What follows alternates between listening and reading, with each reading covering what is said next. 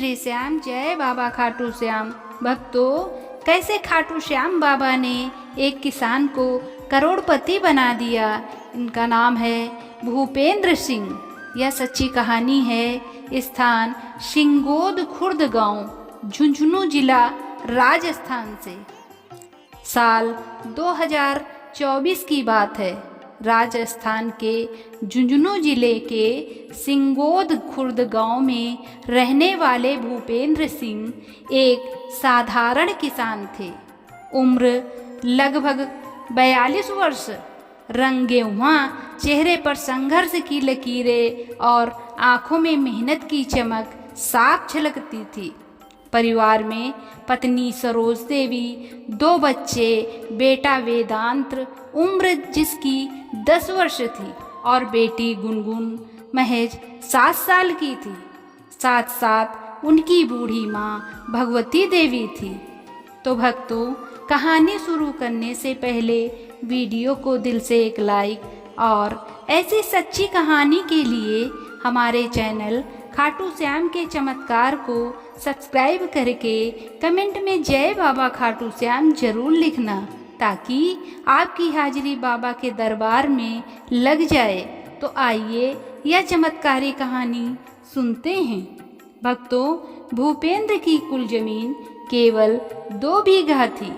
खेती के लिए पानी की समस्या और गिरते हुए बाजार भाव ने उनकी आर्थिक स्थिति और भी खराब कर दी थी। हर साल उधारी और कर्ज के साल में वो और फंसते जा रहे थे। गांव में लोग कहते थे, भूपेंद्र तो मेहनती है, लेकिन किस्मत उसकी हमेशा रूठी रहती है। भूपेंद्र की एक ही ताकत थी, बाबा खाटू श्याम जी में अटूट श्रद्धा थी। हर साल वो पैदल यात्रा करके खाटू श्याम जाता, चाहे खेत में पैसों की कमी हो, बच्चों की फीस बकाया हो या माँ की दवाई लेनी हो, श्याम बाबा की यात्रा कभी नहीं छूटी। भक्तों, गांव वाले कहते थे, खेती से फुर्सत नहीं और श्याम जी के चक्कर में हर साल चला जाता है, आखिर क्या मिलेगा वहां से।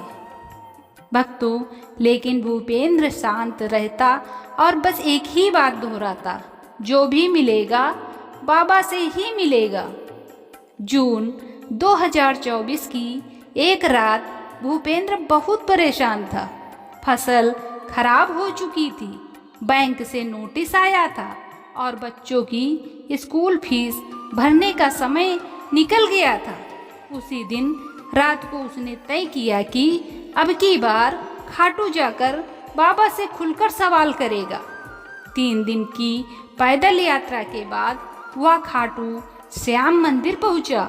मंदिर में उसने कोई नहीं मन्नत मांगी, बस बाबा के चरणों में बैठकर आंखें बंद कर ली और कहा, बाबा अब थक गया हूँ।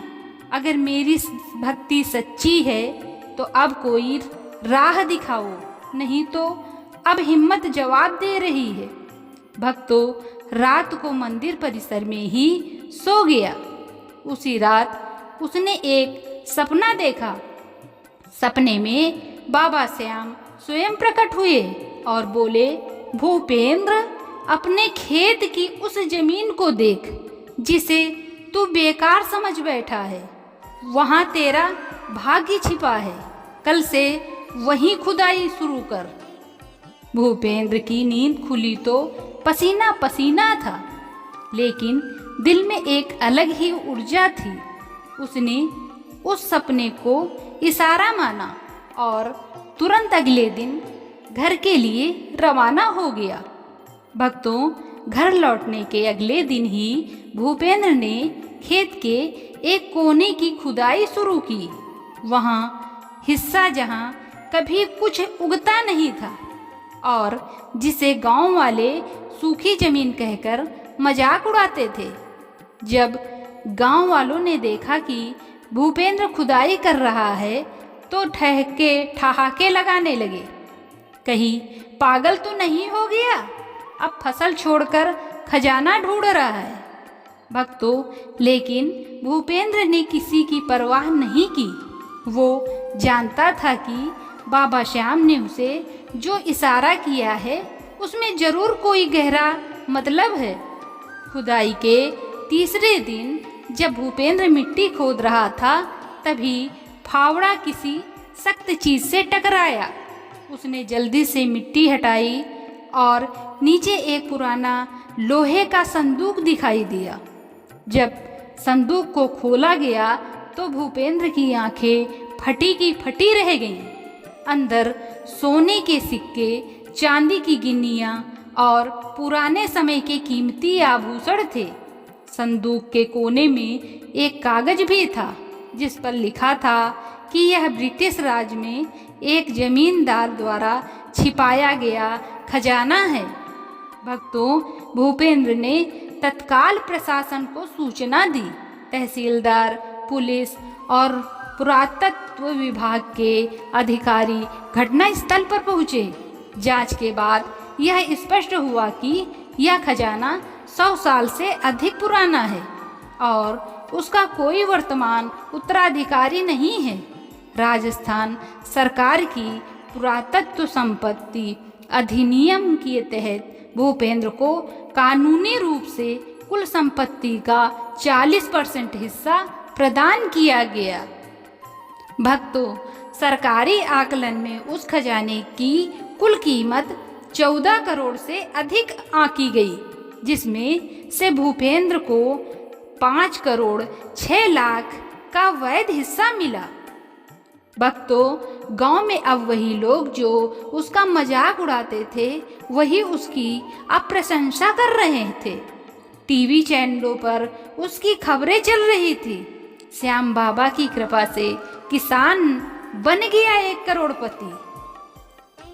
भक्तों, लेकिन भूपेंद्र ने यह सब मिलने के बाद भी अपने स्वभाव में कोई परिवर्तन नहीं किया।